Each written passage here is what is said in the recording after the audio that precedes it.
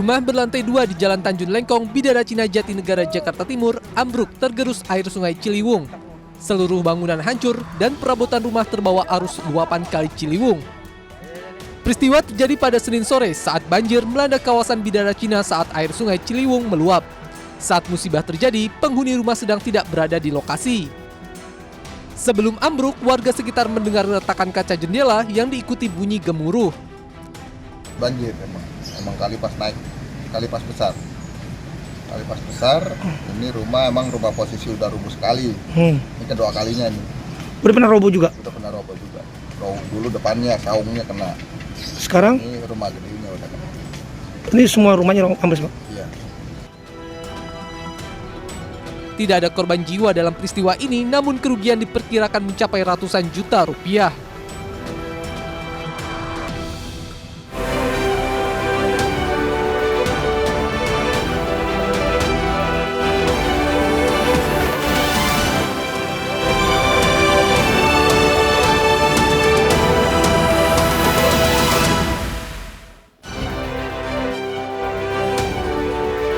Gara-gara nagih utang, 2 wanita dibunuh dan dicor di rumah kontrakan.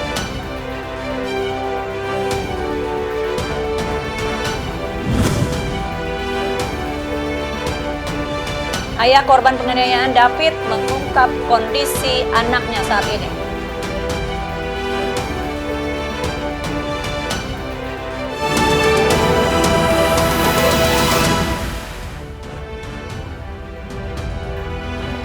Halo, selamat malam pemirsa. Truk tronton menabrak rumah makan dan kendaraan dari arah berlawanan di Jalan Raya Sukabumi Cianjur akibat rem tidak berfungsi. Sopir truk tewas di lokasi kejadian. Bersama saya, Mirva Suri, inilah iNews Malam selengkapnya.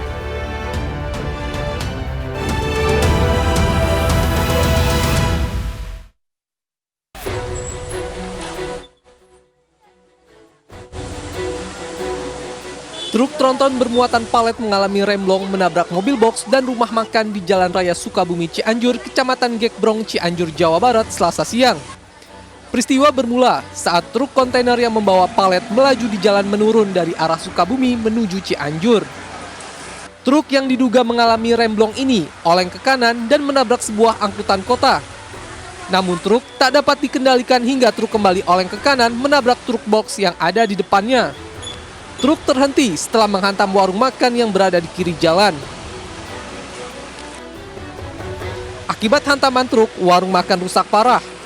Akibat kejadian itu, sang sopir truk tewas di lokasi akibat terjepit badan truk. Sementara penghuni rumah makan serta sopir mobil box mengalami luka-luka dan dibawa ke RSUD Cianjur untuk perawatan medis.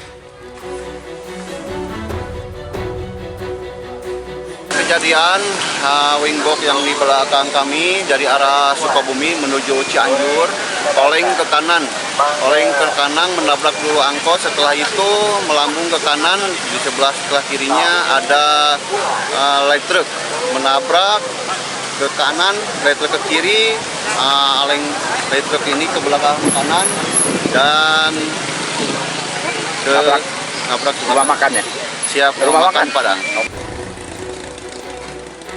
Akibat musibah ini, arus kendaraan dari arah Cianjur maupun dari arah Sukabumi sempat mengalami kemacetan.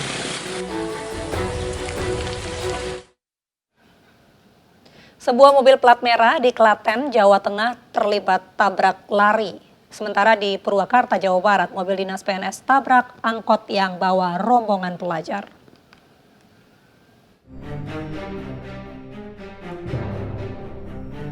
Sebuah mobil plat merah yang dikemudikan seorang PNS terlibat tabrak lari di Klaten, Jawa Tengah. Kini pengendara mobil berhasil diamankan petugas lalu lintas Polres Klaten untuk dimintai keterangan. Pelaku sebelumnya terlibat tabrak lari dengan pengendara motor dan terekam CCTV dan viral di media sosial.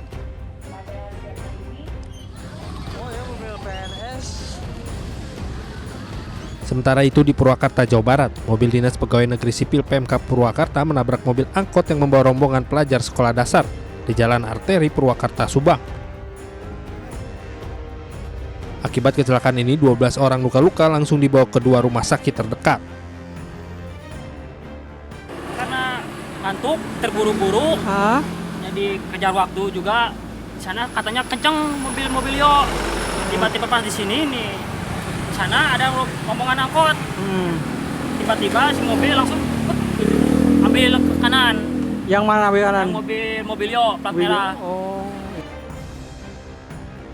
Sedangkan 2 bangkai kendaraan yang terlibat kecelakaan diamankan di Pulderek Jasa Marga depan gerbang tol Jatiluhur. Kasus kecelakaan ini ditangani unit Laka Lantas Polres Purwakarta.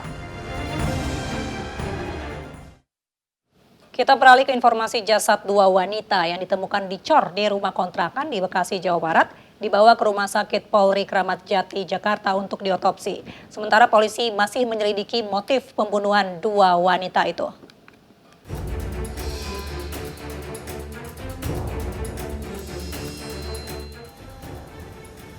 Dua jasad wanita yang diduga dibunuh dan dicor di dalam rumah kontrakan di Jalan Nusantara 3 Kafling, Harapan Jaya, Bekasi, Jawa Barat dibawa ke Rumah Sakit Polri Kramat Jati, Jakarta untuk diotopsi.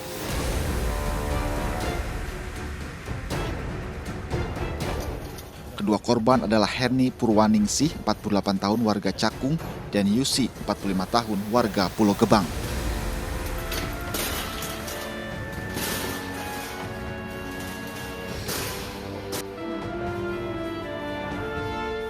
Keluarga korban yang menyaksikan jenazah keluar dari ambulans tak kuasa menahan tangis, bahkan kakak korban dari almarhum Yusi nyaris jatuh pingsan.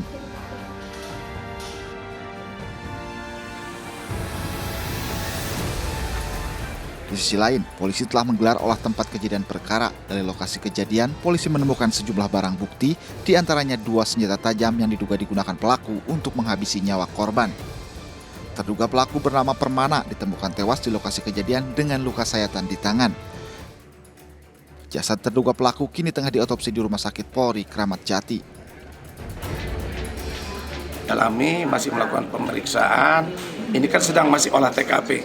Secara komprehensif, interprofesi, kita hubungi dari Bidokes Polda, dari Puslapor, dan kita memastikan korban yang dibawa tangga ini untuk kita lakukan otopsi juga. Kita akan bongkar ini. Kasus pembunuhan 2 wanita yang jasadnya dicor terungkap dari kecurigaan suami salah satu korban, Yusi, karena istrinya tak kunjung pulang usai izin pamit mengaji bersama rekan-rekannya. Suami Yusi bernama Heri kemudian berusaha menghubungi teman pengajian korban, namun tidak ada yang mengetahuinya. Hingga akhirnya Heri bersama anaknya melacak keberadaan korban melalui ponsel.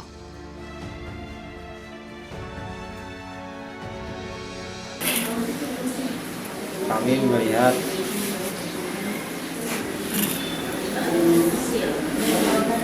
ada gundukan coran yang nggak wajar di bawah tangga. Nah, dan kami lihat dalam kamar Permana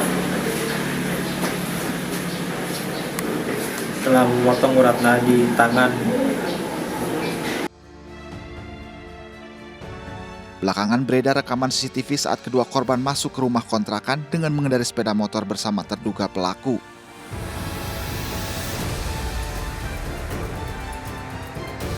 Polisi bersama suami korban dan warga berhasil menemukan jasad korban keadaan dicor di bawah tangga korban dengan keadaan cor masih basah pada Senin malam. Polisi menemukan terduga pelaku yang tergeletak dengan luka sayatan di tangan diduga bunuh diri dan barang-barang milik korban di lokasi kejadian. Polisi pun masih menyelidiki motif pembunuhan ini. Komisi Perlindungan Anak Indonesia akan mempelajari permintaan kuasa hukum AG terkait pendampingan saat menjalani proses hukum sebagai saksi dalam kasus penganiayaan anak pengurus GP Ansor David. Sementara itu, kuasa hukum tersangka Shen mendatangi Polres Metro Jakarta Selatan untuk meminta penangguhan penahanan.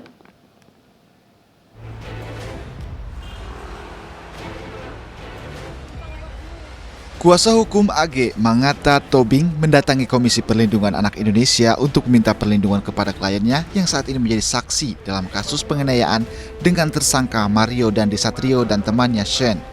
Mangata meminta KPAI mengawasi AG dalam menjalani proses hukum. Kami berharap KPAI bisa membantu kami untuk bisa mengatur membantu dan mengawasi saksi anak ini dalam proses penyidikan ataupun proses peradilan ke depan. Terkait permintaan kuasa hukum AG, KPAI mengaku menelaah terlebih dahulu keterangan pengacara AG. Namun KPAI tidak menyampaikan secara detail mengenai keterangan yang diterima dari pengacara AG. Itu kembali lagi kami tidak dapat menyampaikan apa detailnya seperti apa, karena itu bagian dari menjaga kerahasiaan dan kita ikuti prosedur yang ada di KPA.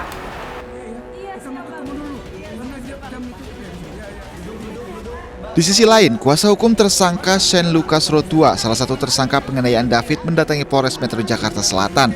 Mereka menanyakan perkembangan kasus kliennya, sekaligus mengkritisi pasal pembiaran yang disangkakan penyidik kepada kliennya.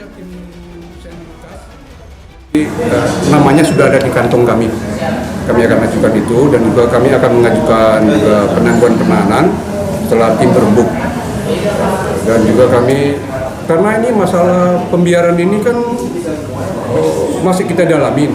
Itu jarang sekali kasus yang seperti pembiaran ini itu kayak viral seperti ini. Banyak kasus-kasus pembiaran di lalu lintas ya terjadi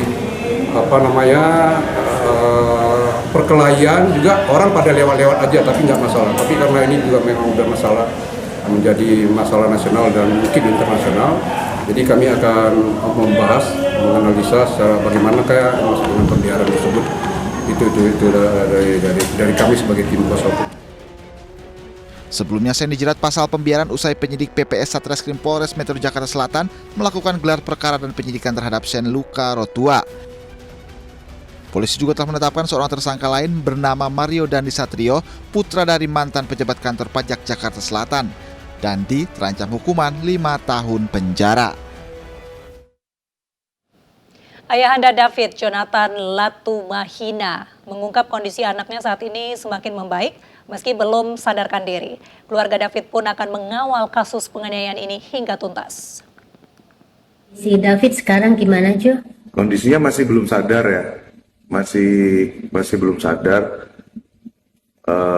dan kalau dari medis memang kabar menggembirakan, ventilatornya sudah dilepas, kemudian David dipasang tracheotomy ya, tracheotomy jadi di lehernya sini diberikan lubang untuk mengalirkan oksigen langsung ke paru-paru, tujuannya supaya jangan sampai ada kegagalan nafas. Ya mudah-mudahan bisa cepat sadar, kita semua menunggu kondisinya supaya ya bisa kita bercanda-canda lagi. Karena ini udah 8 hari dia memang masih tidur.